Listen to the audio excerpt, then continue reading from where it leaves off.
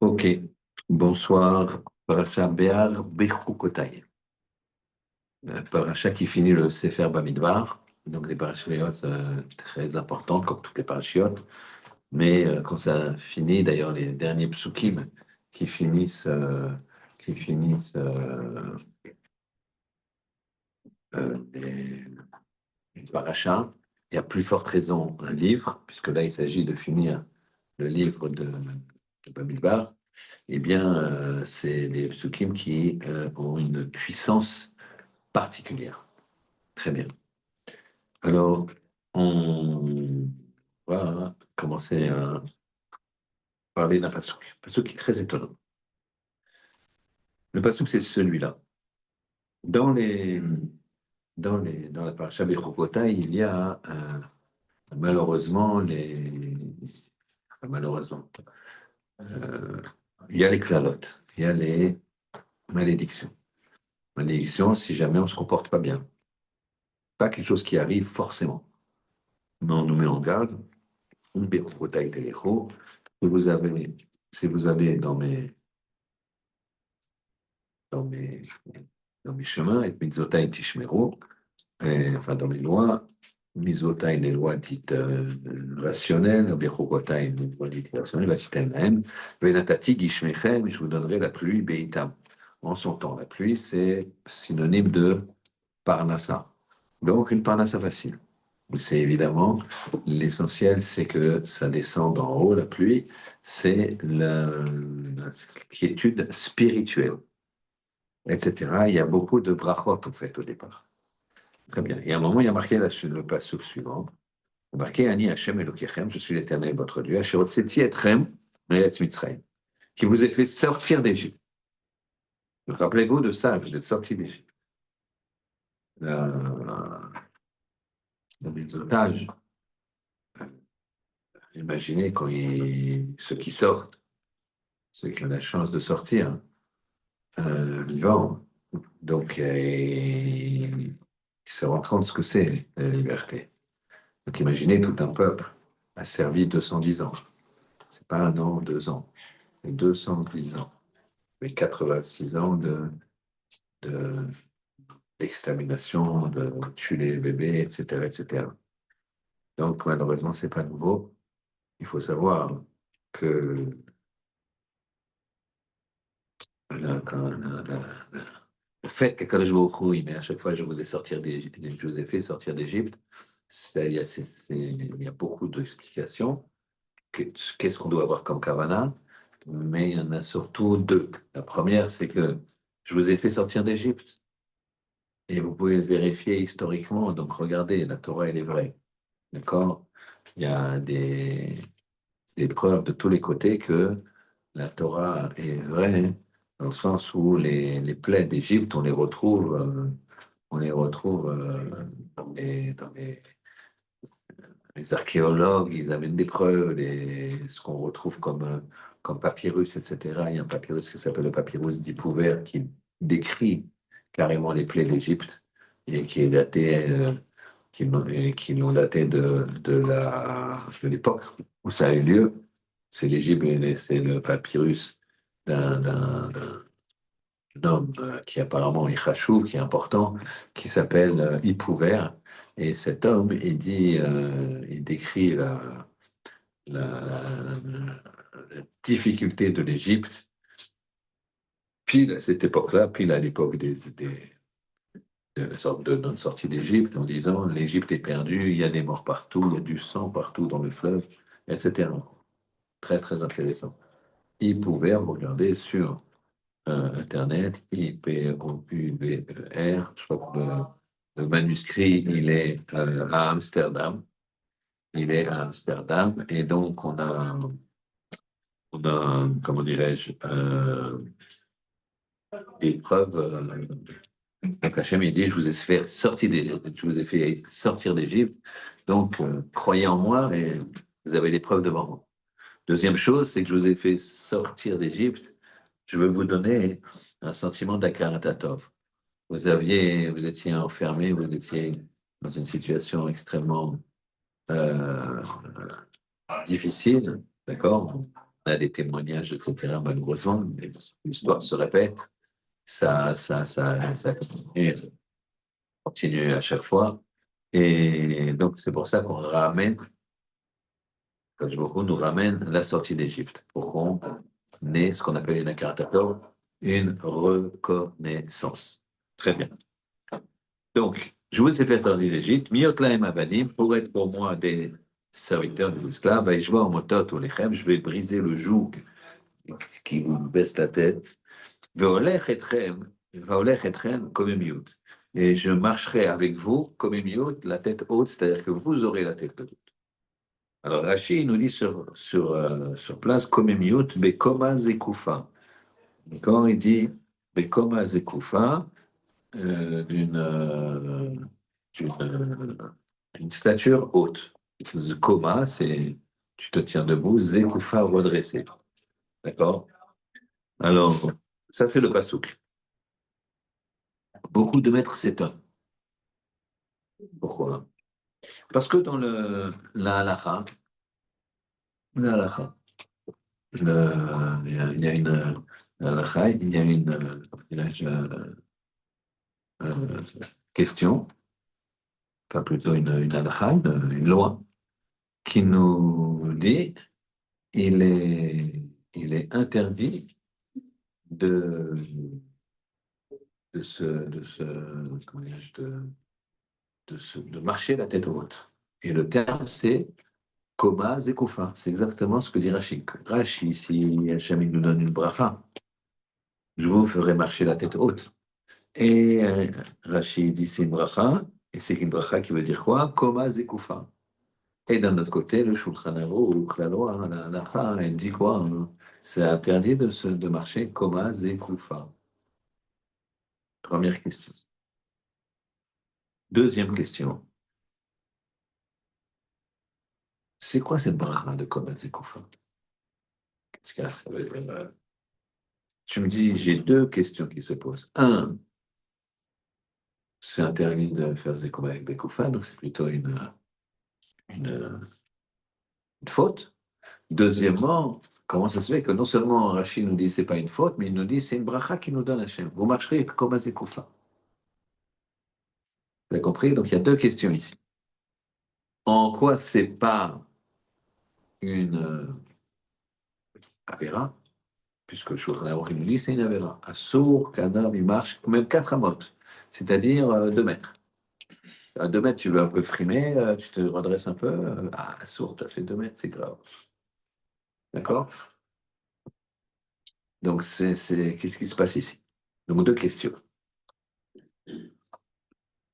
Troisième question, c'est le pasuk, les derniers psukim de la paracha. Les derniers psukim de la paracha, ils sont les suivants.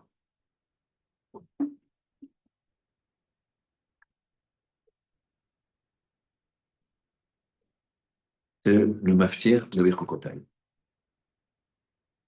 Il dit la chose suivante. Bechol Masar Bakar Batsan. Et toute la dîme du gros bétail et du menu bétail. C'est-à-dire quand je veux prélever la dîme. Qu'est-ce que je fais? Je prends toutes mes nouvelles bêtes de l'année, je les mets dans un enclos. Chaque fois qu'il y a une bête nouvelle, un nouveau veau, une vache qui accouche, hop, je le mets dans l'enclos. Un enclos des bêtes qui sont nées cette année. Comme la dîme de l'argent. Tu fais ton calcul de masser avec l'argent que tu as touché cette année. Tu regardes combien tu as touché 100, tu donnes 10. Donc là, c'est la même chose pour les bêtes, je les mets tous dans un enclos. Et puis après, je dois donner une sur 10. Comment je fais? C'est ce qu'il dit ici. Comment on fait? Vechol Masar Bakar Watson, et toute la dîme de gros bétail et du menu bétail, Kol Asher Yavor Tachat HaShavet, tout ce qui va passer sous la Shavet, c'est-à-dire sous le bâton, d'accord? Un Siri, Yeye Kodesh Lachem. Un Siri, le dixième, Yeye Kodesh Lachem, il sera Kodesh pour Hachem. Il sera sanctifié pour Hachem. Très bien.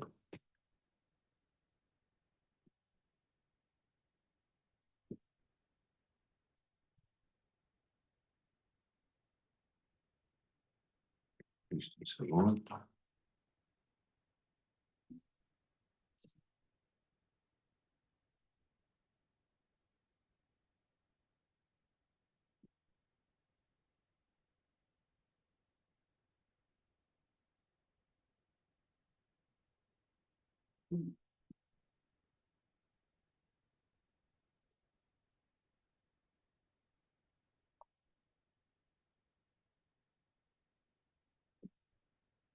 Bon, le dixième, il serait Kodesh Lachem.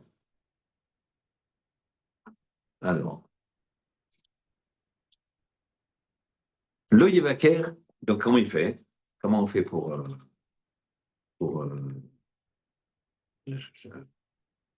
compter la dîme? D'accord? On fait la chose suivante. On compte la première bête, la deuxième, la troisième, la quatrième, la cinquième, etc. Et la dixième, on a un petit comment dirais-je, peinture rouge, on badigeonne et on dit Kodesh Lachem. C'est Kodesh pour Hachem. C'est bon? Et Kodesh Lachem, c'est Kodesh pour Hachem. Très bien. On demande la chose suivante. Pourquoi tu fais un, deux, trois, quatre? Tu as tout ton enclos de nouvelles bêtes. Tu as tout ton enclos de nouvelles bêtes. Eh bien, ce que tu devrais faire, c'est de les prendre toutes, tu les comptes, tu les laisses dans l'enclos. D'accord? Et dans l'enclos, qu'est-ce que tu fais? Tu vas, tu le mets dans l'enclos, tu as compté, je ne sais pas moi, 85 bêtes. Alors, tu sais que tu dois en prendre 8 parce que euh, 8 parce que il y a 83 bêtes. Alors, les 3, ben, prélève pas le masser puisque c'est toutes les 10. Donc, on ne prélèvera que 8 bêtes. Alors, j'en prends 8. Je prends mon pinceau rouge et je fais 1, 2, 3, 4, 5, 6, 7, 8. Ça y est. Pourquoi je dois faire un et 2 et 3 et 4 dans un portique? Et ensuite, je fais. C'est l'impression qu'on nous complique le travail. Très bien. Alors, avant de passer à la réponse des questions, je vais juste ici, je ne peux pas m'empêcher de m'arrêter sur ce que je vous dis sans doute chaque année, mais qui est trop exceptionnel pour ne pas le redire. Il y en a parmi vous qui n'ont pas entendu, d'autres qui ont entendu. Le passage qui dit comme ça, je le répète. Vechol Massar est tout dîme, toute la dîme. Bakar Batson, de gros bétail et de menu bétail. Kol asher yavor tachat hashavet. Tout celui qui passe sous le bâton. Donc, un, 2, 3, d'accord? À Syrie, le dixième, Yi Kodesh Hashem sera Kodesh pour Hashem, ça sera la dîme. C'est celui-là que je prends en dîme. Tac, je mets un petit coup de rouge, et après, je prends toutes les, euh, toutes les,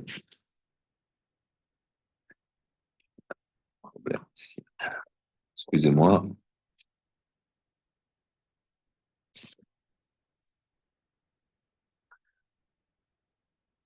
pour les zooms, si on peut fermer la caméra, merci.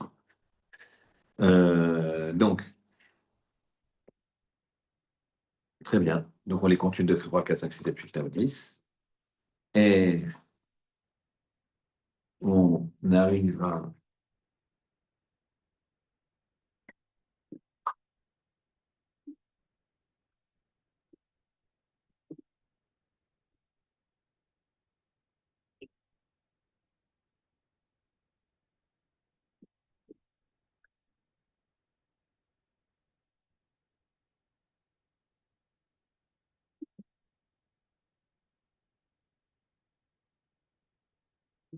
Donc, on arrive au passage suivant, et qui dit la chose suivante. Lo yevakir ben tov vera. Alors, tu prélèves la dîme, tu peux avoir, la bête qui passe, la dixième, elle peut être, donc tu dis Kodesh Lachem, mais elle peut être très grasse, la belle bête.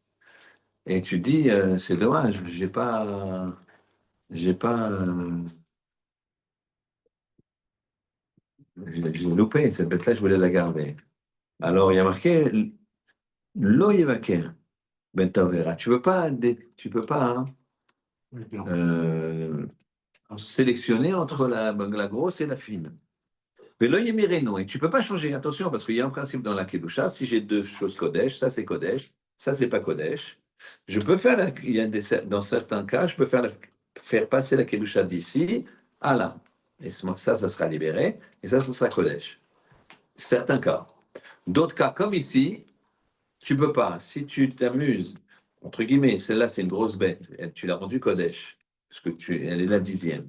Et que tu veux faire passer la Kedusha de cette bête sur celle-là, et bien celle-là et celle-là, elles seront Kodesh. Tu n'as rien gagné. On est d'accord? Tu n'as rien gagné. Lo yevakar ben tov vera, velo yemirenu. Veim amer yeriminu, vaya utmurato liye Kodesh lo yigael. Et si jamais tu fais ce principe de transvasement, d'accord? Ça ne marchera pas. Vayat Murato, Yé Kodesh Lo Yigael. Et la Tmoura, les deux, ils seront Kodesh, Lo Yigael, tu ne peux pas entre guillemets, les sauver. Ça marche? Donc je répète, le passage qui dit, il donne un passage pas compliqué, qui explique comment donner le maaser, d'accord? On met toutes les nouvelles bêtes dans un enclos, on fait un petit portique, un enclos vide, et on les compte une par une. Et à ta chevette, on a un petit coup de bâton, un, deux, trois. Quand il y en a une qui, la dixième, on met du rouge, on prend du peinture rouge, il est Kodesh, la série, la dixième, il est Kodesh Lachem. Et après, on prend toutes les rouges et on va les offrir, puisque c'est le Maaser, on va au temple les offrir à Kadosh Baruch Hu. Très bien.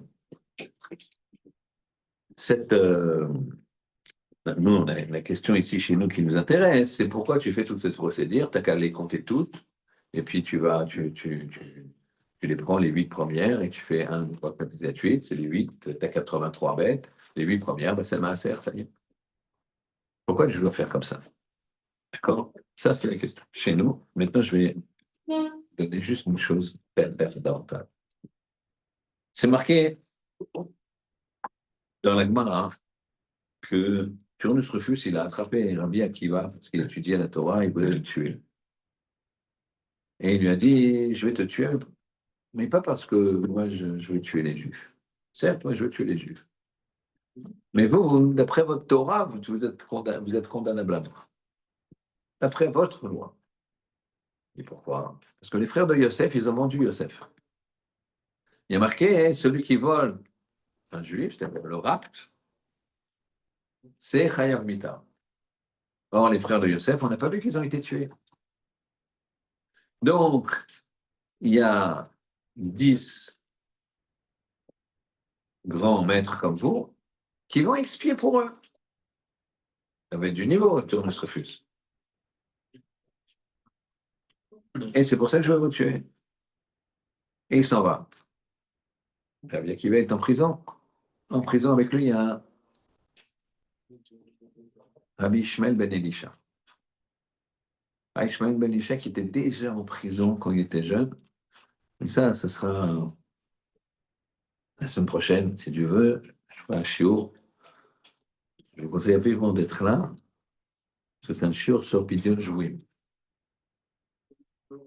sur le rachat des otages, ce qu'on peut, ce qu'on ne peut pas, comment ça se passe, d'après la Gemara. Et Rabbi Ishmael ben Elisha, quand il était jeune, il était captif. Et Yoshua ben Hanania, il l'a racheté. Donc, bon, là, il est encore captif, mais là, cette fois-ci, c'est la fin de ça. Et cette fois-ci, il va être exécuté. Rabbi Akiva, il demande à Rabbi Ishmael ben Elisha, toi qui es Kohen Gadol, qui a l'habitude de pouvoir aller dans l'autre côté du pargol, dans l'autre côté entre le ciel et la terre. de monter dans des sphères. Peut-être il a raison. Peut-être sur nous il a raison. On va voir. Et s'il a raison que peut-être il faut. Peut-être qu'on peut se. C'est parce que s'il a pas raison, si c'est pas ça, bon, on se sauve. Bien qu'Iba, il possédait des pouvoirs euh, phénoménaux, métaphysiques. Il regarde quelqu'un dans les yeux, il le tue. Donc, il pouvait partir sans problème. Alors, Rabbi Shimon Ben Ishai, il monte, et au petit matin, il redescend, il dit à Rabbi Akiva, hein, il a, il a raison, et même mais il a raison, et même le fait euh, que si jamais on s'échappe, ils prendront d'autres à notre place, mais ils nous prendront nous aussi. Donc les deux seront tués. Et nous et eux. Alors il lui dit, bon, alors il faut rester, quoi. Maintenant, il y a une question qui se pose. Peut-être qu'eux-mêmes se l'ont posé. C'est que qui c'est qui a participé à la vente de Yosef? Yosef, il avait 11 frères, ils étaient tous. D'accord? Il avait un frère d'une même mère, c'était des demi-frères, sauf il avait un vrai frère qui s'appelait Benjamin. Benjamin, il était à côté de son père, il n'a pas participé au complot. Donc ça fait 11. Yosef lui-même, il n'a pas participé au complot. Il a été vendu. Donc ça fait 10. Mais il y avait un autre qui s'appelait Reuven, notre frère, qui était l'aîné, et qui avait l'intention de sauver Yosef. Mais au moment où il a voulu sauver Yosef, c'est-à-dire qu'ils l'ont mis dans un trou, après les frères, les 9 qui restaient, puisque Reuven, il est parti pour faire un jeûne, pour expier une faute qu'il avait faite. On ne voit pas trop d'informations, je ne sais pas pour vous suivez bien le film. Il était parti pour expier une faute, il n'était pas avec eux. Donc de 10, ils sont passés à 9. Et ils l'ont vendu les 9. Lui, quand il est revenu pour le sortir du trou, pour le ramener à son père, il n'était plus là. Donc lui, il n'a pas participé à la vente. Donc ils n'étaient pas à 10, ils étaient 9. Midrash dit qu'ils ont associé Hachem avec eux. Ils ont associé Hachem avec eux. Alors donc, Kaviachol, si on peut oser s'exprimer ainsi, il fallait qu'il y en ait un qui explie pour Hachem. C'est compliqué à dire, mais c'est pas moi. Ce que je suis en train de vous dire, c'est un Vartora d'un grand Rav qui s'appelait Rav Shimshon Ostropoler, qui a été tué par les Cosaques, par Chmielniki, polonais, Ukraine là-bas, qui a fait des pogroms, dizaines, voire centaines de milliers de morts.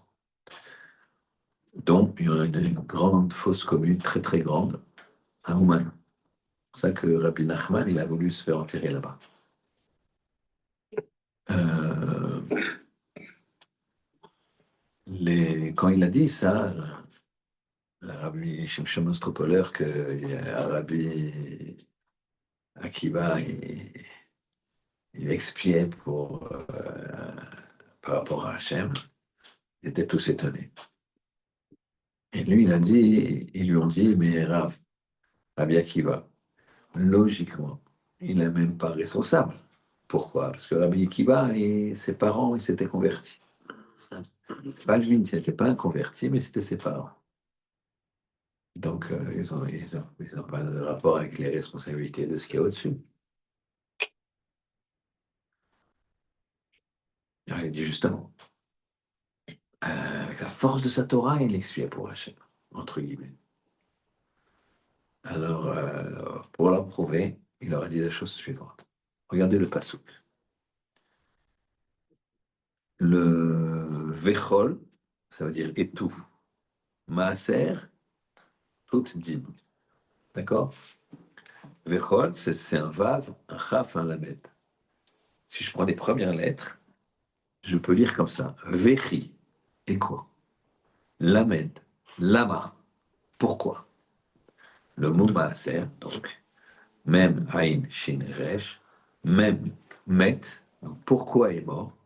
Aïn, Akiva, Shin, Sheaya, Resh, Roé, c'est un berger. C'est un berger. Bakar Batson, de gros et de menu bétail. Pourquoi il est mort, lui? On est compte, la question, elle est dans les initiales. Réponse. Kol Asher Yavor. Tous ceux qui sont Yavor, ça veut dire passer, mais ça veut dire aussi être tué. Il y a un règle et il y a Yavor. C'est traversé. C'est tout celui qui a été tué. Tachat, c'est sous, c'est aussi à la place. À Shavet, Shavet c'est le bâton, mais c'est aussi Shevet, la tribu. Donc tout celui qui a été tué, Kol Asher Yavor, Tachat Shevet. C'est à la place d'une tribu. Chacun, une tribu, c'est-à-dire un des fils de Yaakov. À Assyrie, par contre, le 10e, c'est lui à qui va. Il est Kodesh. Il est Kodesh pour qui? L'Hachem. Je suis clair.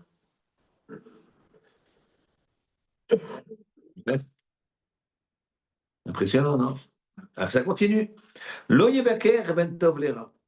Tu ne feras pas de distinction entre le bon et le rare. L'homme sadique, parce que lui, il peut se dire, bon, bah, il faut expier. Mais Rabbi Akiba, il a besoin de vivre pour transmettre la Torah et tout. Non, non, non, non. Il n'y a pas de distinction entre le Tov et le Ra. Vélo Yemirino, tu ne peux pas changer. Ce qu'il a demandé, lui, il a dit peut-être qu'on, si on se sauve, ils prendront d'autres. Rabbi Shmuel, il va, il dit, tu sais, si jamais on fait ça, eh bien, les deux, ils vont, nous et celui qui va nous remplacer, tu vois. Veim Amer Yemirino, et si tu changeais, tu changeras. Vaya out moato yekodesh lachem.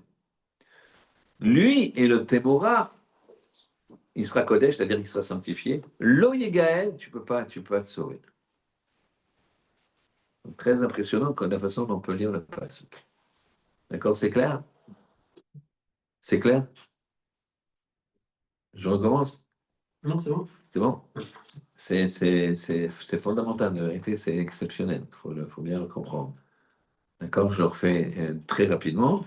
Bechol Maasa Bakar Vatson et toute la dîme du gros bétail et du menu bétail, Kol Asher Yavor Tachat Hashavet, tout ce qui va passer sous le bâton, à Syrie, il est Kodesh Hashem, le 10e sera Kodesh Hashem, voilà comment on prélève le Maaser.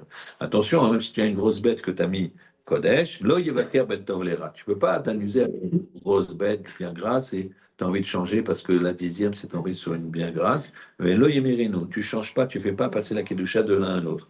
Veille ma mère Yemerino, et si tu fais passer la Kedusha d'une bête à l'autre, Veaya ou Utmorato, les deux, elle et lui, et sa Tmora, son remplaçant, Yekodesh, Lo Yigael, tu ne vas pas le sauver. Ça, c'est la façon de comprendre le pshat, combien on donne le mal. D'accord?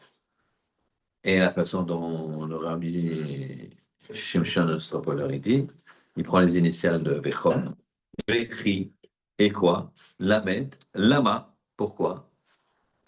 Le mot Maaser, je le décline avec ses initiales, ces mots. Même, Met, Aïn, Akiva, Shin, Sheaya, Resh, Roé. Pourquoi il est mort? Akiva, qui était berger. Pourquoi il est mort? Pour rattraper les 10 fils de, les 10 frères de Yosef, puisqu'il n'y en avait que 9. Il y avait Hachem avec, donc ça fait 10. Mais pourquoi il est mort, Rabbi Akiva? Il n'a pas de relation, et lui, c'est un descendant de converti, donc tu ne peux pas lui dire ton arrière-arrière-grand-père il fait une bêtise, moi je te tacle.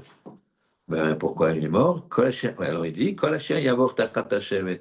Tout celui qui est mort, c'était à la place d'une tribu, Shevet. D'accord? Au lieu de Kol Asher Yavor Tachat Shevet. Tout celui qui est passé sous le bâton, pour le sens, pour la dîme des bêtes. Ben, je vais te dire pourquoi il est mort, Rabbi Akiva. À Assyrie, il est Kodesh Lachem. Le 10e, il est Kodesh Lachem. Akiba, avec toute sa Torah, eh ben, il est Kodesh Lachem. C'est lui qui est.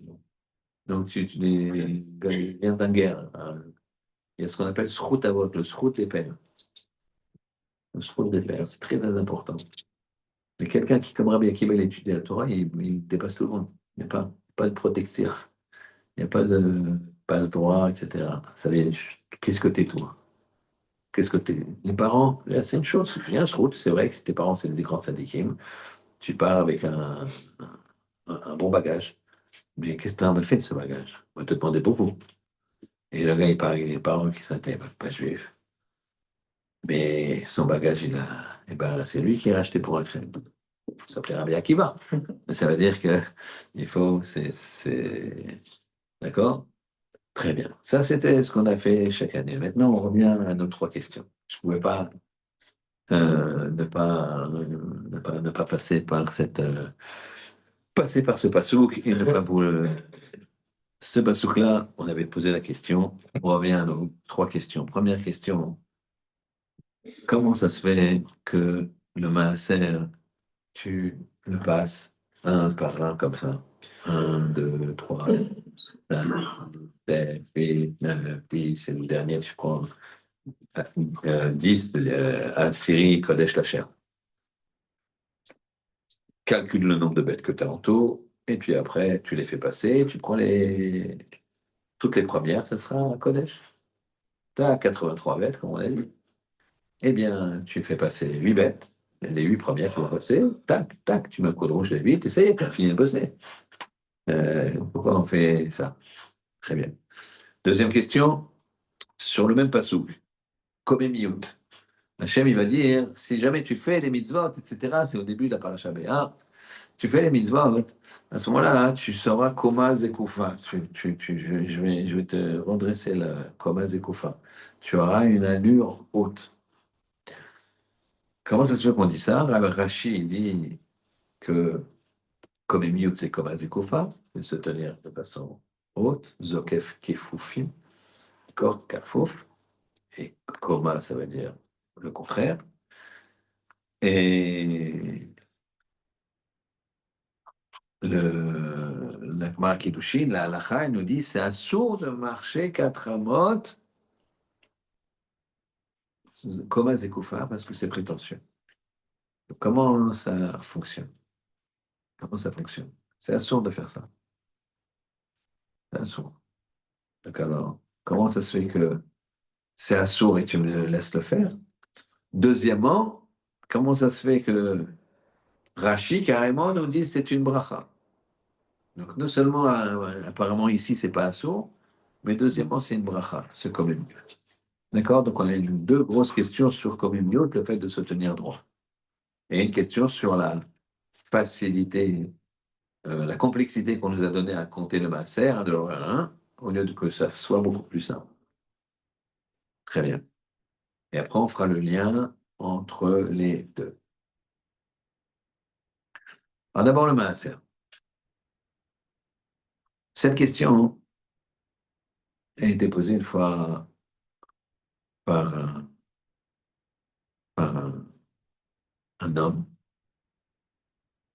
à un Rav qui s'appelle Rav Diner. Rav Diner, c'est un grand Rav anglais, pour ça qu'on ne le connaît pas trop, des générations précédentes. Hein. Il est décédé, il est niftar déjà, décédé.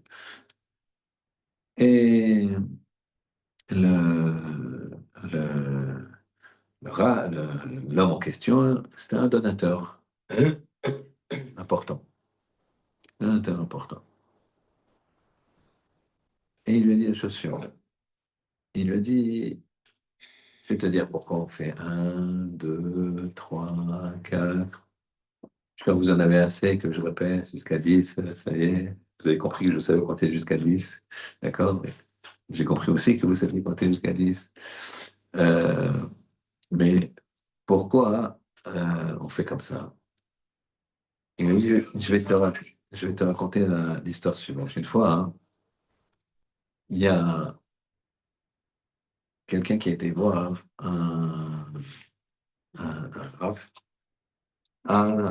en Pologne, au temps du Chavetz Israël.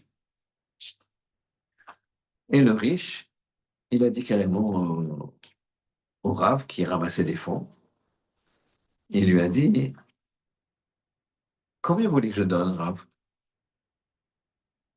Le Rav lui a dit une somme énorme pour l'époque, il lui a dit 500 roubles d'or.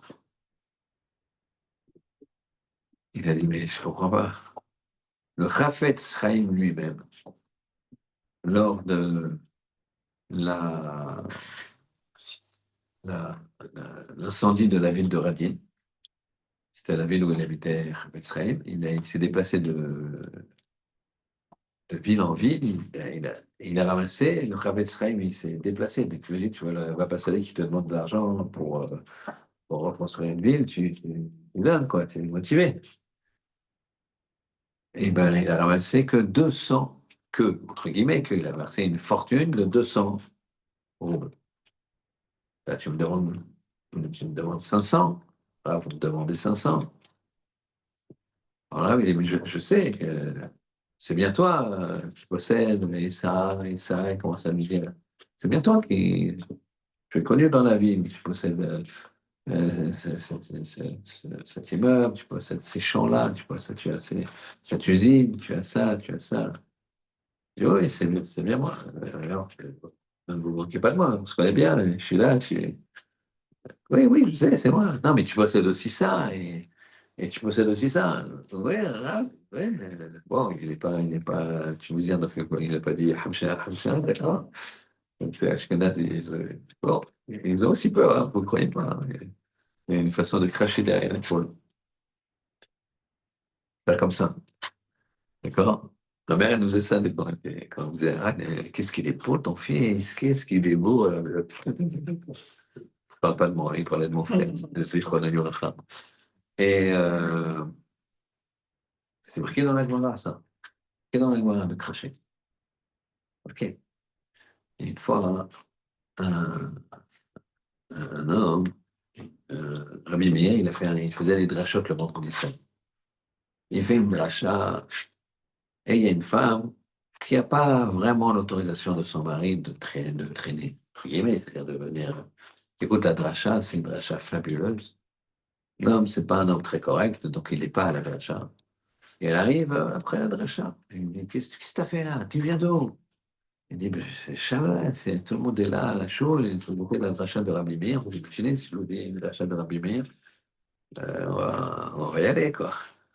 Euh, et donc, voilà. Il lui dit quoi, ce rabbin-là, il la met dehors. Il lui dit, tu ne reviendras pas dans cette maison tant que tu ne lui auras pas craché au visage. Il la met dehors. Et ça va, elle frappe à la porte de la cuisine, elle lui explique, j'ai un problème, tu peux m'héberger? Oui, bien sûr, bien. Le Shabbat, à venir après la tefila du matin, il fait une dracha. Et voilà que la femme, qu'il voit par Ruach HaKodesh ce qui s'est passé. Il voit par l'Esprit Saint, il regarde cette femme-là, il dit, ah, elle a un problème. Et il dit comme ça, il dit, est-ce qu'il y a quelqu'un ici qui pourrait venir? Je sens qu'on m'a mis l'œil. C'est comme ça, hein, on m'a mis le Aïn Hara, Rabbi Meir. Et j'aimerais bien que quelqu'un me crache dans l'œil pour enlever le Aïn Hara. Alors la voisine, la copine, elle lui dit, vas-y, c'est l'occasion. Il dit, mais j'ose pas le cracher au visage de la première. Mais non, mais c'est l'occasion, puisque tu sais, vas-y, fonce. Elle dit, va. Et elle crache, et dit, ah non, je sens que c'est pas parti. Elle crache, mais recrache. Et comme ça, il a fait cracher une bête fois. Et la septième fois, elle me dit, ah, ça y est, c'est bien.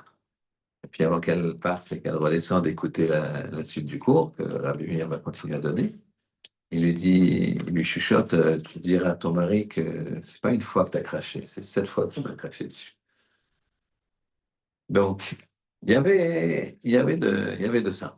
D'accord? Donc, je vais faire la parenthèse avec le Haïnara.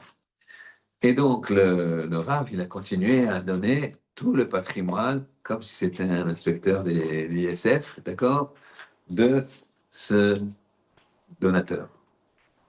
Alors, Et tu sais pourquoi je te dis ça? Pourquoi je t'ai fait ça? Je t'ai fait ça pour que tu te rends compte que 500 roubles, pour toi, c'est rien. Ne regarde pas ce que tu donnes. Regarde ce que tu as. Et tu verras que tu pourras donner plus facilement. Il a dit, c'est la même chose. Akadosh Baruch Hu, il veut que les bénis Israël, les Juifs, quand ils prélèvent le maaser, ils passent la bête. Une, deux, trois, quatre, tout ça c'est à moi. Cinq, six, tout ça c'est à moi. Sept, et la huitième, et la neuvième. Bon, la dixième, ok, allez. La Syrie, Kodesh Lachem. Et je repars. Et encore une pour moi. Deux. Donc une fois que tu passes tout ça, ton chèque, il n'y a pas de problème. Si tu regardes la somme, tu as des gens très très riches, ils ne donnent pas beaucoup. Ils ne donnent pas beaucoup, ils sont très riches. Mais ils ne donnent pas beaucoup par rapport à eux. Ils disent, mais je t'ai donné 10 000. Oui, t'as ta boîte 200 millions. Et je parle de choses vécues. T'as 200 millions. Ah, mais j'ai donné 10 000 à l'autre. Non, mais 200 millions, c'est 20 millions. Non, j'avais un peu d'impôt dessus. D'accord. Combien? 1,2 million. D'accord. Donc, fais le calcul. Il reste quand même pas mal, quoi. Donc là, je te parle pas pour moi, je te parle, il y a des pauvres, des machins, des trucs Donc, si tu vois 10 000, tu vas pas dire, tu vas pas cracher, tu vas dire, ah, t'exagères, il donne 10 000 et toi, tu râles. Je dis, mais j'essaie de lui faire prendre conscience. Je lui dis, regarde ce que tu as, et c'est ce qu'il lui a dit. D'accord? C'est pour ça que c'est compliqué. C'est pas le même, c'est un Yetzirah. Et alors, finalement, une fois que quelqu'un est venu, il avait une fortune qui était évaluée à 500 millions de dollars. Il aidait beaucoup certaines yeshivot. Et il est venu parce qu'il a tout perdu pendant les subprimes. Tout perdu, c'était dans l'immobilier, le truc. Il a fait aussi, il avait perdu avec Madoff, il avait tout perdu là-bas. Donc il restait rien. Donc il est venu chez Rav Shtelman Isharet. Ça fait un grand bruit parce que Rav Shtelman l'a un peu consolé, mais après il lui a dit, tu sais, celui qui donne son masseur, c'est impossible qu'il perde. Et alors le Roche Collègue lui a dit, mais il nous donne, il donne. Ouais. Combien il a donné 300 000, 300 000 dollars. Voilà, ici, là-bas, il donne 100 000 dollars. Je dis, bon, qu'il fasse le compte. Et lui, il a avoué que c'était pas ma sœur, mais en même temps, tu donnes 300 000 dollars, c'est... Donc c'est ça. Un, deux, regarde ce que tu as. Donc, chacun à son niveau, hein. On n'est pas dans ça, mais chacun à son niveau, il regarde ce qu'il a et il doit donner. Ce que tu donnes, c'est ça qui t'appartient. Donc ça, on a répondu, pourquoi on faisait cette procédure? Pour la personne, elle comprenne tout ce qu'elle a et qu'elle donne un dixième. D'accord? Les gens, des fois, ils disent, vous vous rendez compte tout ce que je lui ai, quand il y a des disputes, vous vous rendez compte tout ce que j'ai fait pour lui. Il m'a pas rendu un dixième. De dire qu'un dixième, c'est pas grand-chose. Même un dixième, il ne m'a pas rendu. Donc, tu vois que c'est pas grand-chose. 1 sur 10. Ça va. Très bien. On avait dit comme Emmiot, de se tenir droit. Gros problème. C'est une avéra. C'est une avéra, d'un côté. De l'autre côté, tu me dis que c'est une mitzvah. Donc, comment c'est une avéra? Gomara Kiddushin, Gomar, qui dit c'est une avéra. On ne peut pas faire 2 mètres à Arbaamot, c'est-à-dire 2 mètres avec la tête haute. Et Rashi, sur place, il nous dit c'est. On va répondre à deux choses. Avant, on va faire une Gemara très intéressante. Dans la Gemara Chagiga. On dit la chose suivante, c'est très intéressant. Je vous la reprends un petit peu d'avant parce que vous allez voir. Tano Rabbanan, nos maîtres enseignés. Shishat Varim Nemru Beshedim. Il y a 6 choses qui ont été dites sur les démons. Shlosha Kemal Chasharet. Les démons, ils ont 3 choses communes avec les anges du service divin. Mais Shlosha Kebne Adam. Ils ont 3 choses communes avec les hommes. Shlosha Kemal Chasharet. Les démons, ils ont 3 choses communes avec les anges. C'est quoi?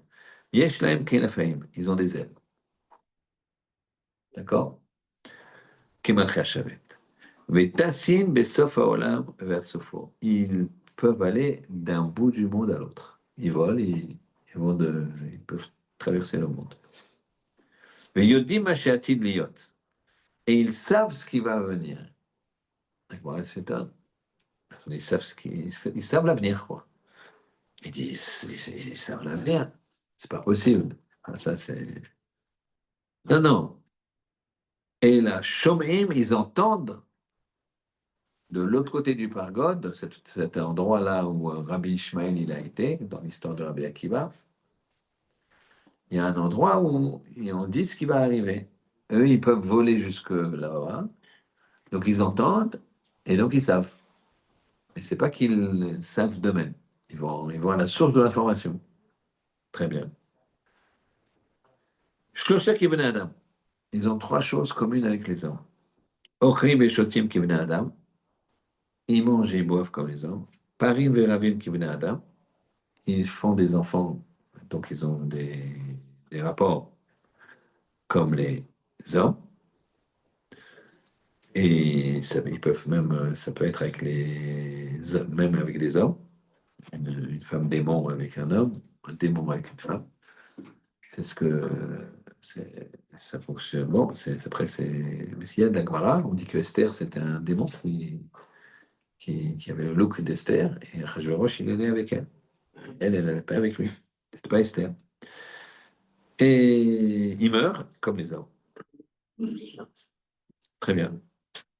Maintenant, six choses, on a dit sur les hommes.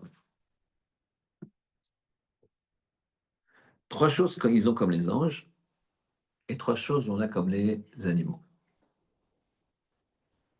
Trois choses on a comme les anges. On a un darat, on a une conscience, comme les anges.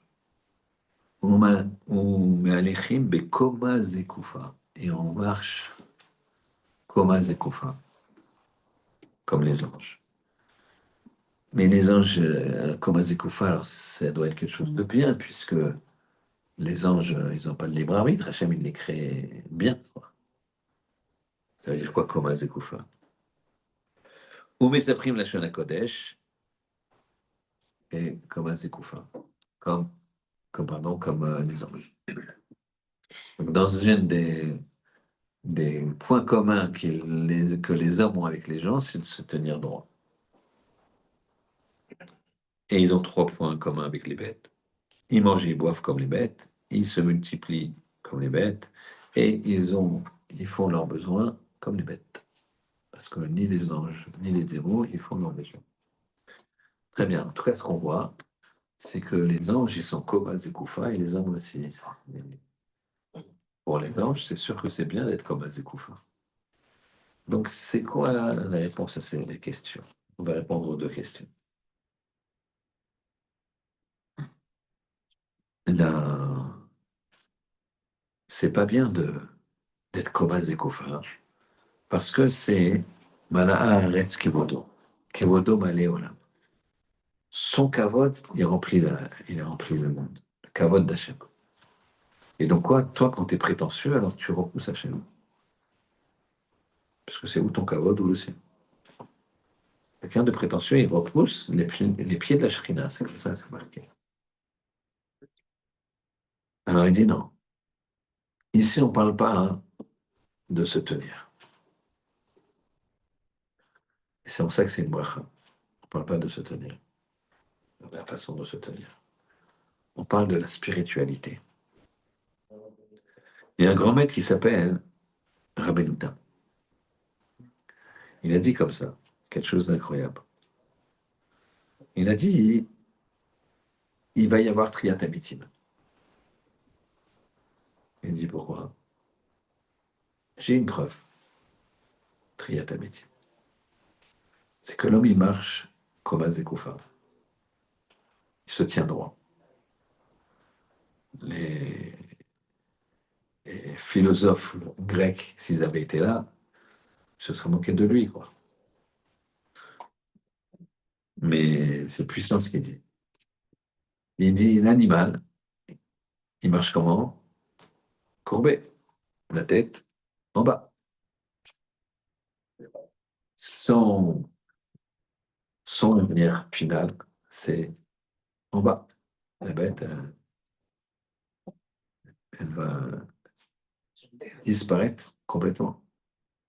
L'homme, il est en haut. C'est vrai que l'homme, il va passer par un stade qui s'appelle la mort. Mais il aspire à être haut. C'est pour ça que c'est une bracha. C'est pas bien quand tu regardes physiquement. Physiquement, c'est pas bien. Mais ton cœur, il doit être comme un zékouf. Comme les anges. Les anges, ça ne veut pas dire qu'ils se tiennent droit comme ça. Bien sûr, il y a un pshat que c'est comme ça. Mais ça veut dire que les anges, ils aspirent à servir Hachem. Nous aussi, comme un zékoufa, c'est d'aspirer à servir Hachem. C'est ça le principe. Et donc, en fait, il faut être fier. C'est une autre facette de Koma Zekufa. C'est pas que tu vas te tenir droit comme ça. Non. D'ailleurs, c'est bien de regarder un petit peu vers le bas pour ne pas regarder les personnes dans la rue, et surtout en été, qui ont oublié de s'habiller. D'accord? Et faire très attention à ça.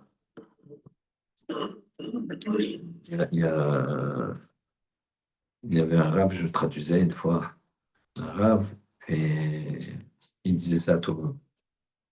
Il dit, j'ai un problème de shalom bayit, là, est-ce qu'on peut me recevoir? C'est un Israélien. Et il disait à la personne, ils l'ont regardé comme ça, il dit, tes yeux, ça va? Il fait attention à tes yeux. Euh, oui, oui, oui, fais attention à tes yeux. Regarde pas de série, regarde pas. Enfin, il disait pas de série, lui, c'est moi qui je traduisais après, quoi. Je rajoutais des petits. Je pense pas que là-bas, le gens du niveau de Baba Salé, ils savent ce que c'est les séries, comme saison 1, saison 2, etc. Ils ne savent pas trop ce que c'est. Par contre, ils savent ce que c'est une femme et ce que c'est. Un autre, il vient dire ben, là, j'ai un problème de par ça va pas, je comprends rien, j'investis, ça ne marche pas, je peux la barre. Tes yeux, ça va? Et, ouais, ouais, ouais. Il dit, fais attention à tes yeux. Et même ceux qui disaient oui, oui, ça va, il dit bon, fais encore plus attention. D'accord? Sur tous les problèmes, il disait ça. Problème de Tchernobyl, problème avec les enfants, problème de par ça, problème de santé, tout, c'est ça. Une fois, j'ai eu deux fois ça. J'ai eu ça, un grave qui me disait tout le temps ça. Et là, mais Sachamir, qui parlait de Shabbat. Incroyable. Ah oui, Sachamir, Zachet Tzadik, Kadosh Lebracha. Il parlait de très, très grand maître. Hein. Vraiment il y avait un. C'est incroyable, d'ailleurs, comme il était visionnaire, il y a 25 ans, avant l'intifada des années 2000. Il y en a qui sont un peu jeunes et je pense que ça doit vous parler quand même. Et il y avait eu comment dirais-je, une réunion avec 5 rabbinim. Lui, Raphaël Kanevski, Rav Steinman, Rav Eliashiv et Rav Shmuel Auerbach. Et, il faisait partie. Quand j'ai été le voir, je lui ai dit, Rav, comment allez-vous? Vachement Rav, il parlait français aussi, c'est un juif allemand. Et il m'a dit comme ça, quand tu dis comment allez-vous, c'est la santé, c'est la yeshiva, elle a besoin d'argent, etc. Moi, j'ai des aidés, quoi. Et je me suis pas attendu à sa réponse. Il a répondu comme ça. Il parlait toujours très peu, mais tellement puissant. Il a dit, ils veulent la guerre avec la Torah et la paix avec les Arabes. Ils auront le contraire. Ça, c'était en août, mois d'août. Au mois de septembre-octobre, quand il y a eu Sukkot, il y a eu deux qui se sont égarés. Je ne sais pas si vous vous rappelez, deux soldats qui se sont égarés, qui se sont fait lyncher. C'était une horreur. Et a commencé le tifageur. Ils se sont fait lyncher. Donc, c'est-à-dire que vous voyez ce qu'elle dit, c'est tout à fait actuel, quoi. Il y a une guerre interne contre la religion, contre la gauche, etc. Ils tapent, ils veulent la paix, mais ils ont la guerre avec les autres. Donc, pourquoi tu fais la guerre en interne? Tu as la guerre en face. Les gens ils ont montré ce qu'ils voulaient faire. Ils ont la main, regarde ce qu'ils font. Donc, bon, je sais pas, ils veulent quoi? D'autres preuves. Donc, c'est très, très actuel. Et on finira là-dessus. Donc, on a compris qu'en fait, il fallait être Koras Koufa, c'était une aspiration, inspiration à servir Hachem. Comment on aspire comment on a une aspiration pour servir Hachem? Eh ben, c'est quand on fait les mitzvot, on regarde ce qu'on a pour pouvoir donner plus. Un, deux, trois, quatre. Le Rav, là, en question, lui a dit, mais l'immeuble là-bas, il t'appartient bien, et l'usine, c'est toi aussi, hein, d'accord? Et puis, cette maison, et ce truc-là, c'est bien toi. Oui, oui, d'accord, ah ben là, voilà, ouais, les 500, c'est beaucoup pour toi. Oui, c'est vu comme ça, c'est vrai que c'est pas grand-chose. Donc, si je te demande 500, d'accord? La même chose pour le temps. Les gens, ils disent, regarde pas, tu étudies la Torah. Je viens. Ça va, je vais déjà une fois par semaine, j'ai un petit cours, comme ci, comme ça. On parle à Shabbat, j'écoute le rabbin. Bon, ça fait un deuxième truc. Et puis, regarde tout le temps que t'as. Regarde le temps que t'as. Et regarde le temps que tu soumets. La même chose. Et ça, c'est comment? Comme un Skoufa, quand tu regardes vers le haut. Tu regardes vers le haut, tu aspires à te coller à Kadosh Baruch Hu. Et donc, donc c'est une fierté. C'est une fierté. On fait la jonction avec les événements. La semaine prochaine, on regardera, on fera le, le shiur sur Pidyon Jorim. C'est la paracha Ben Midbar.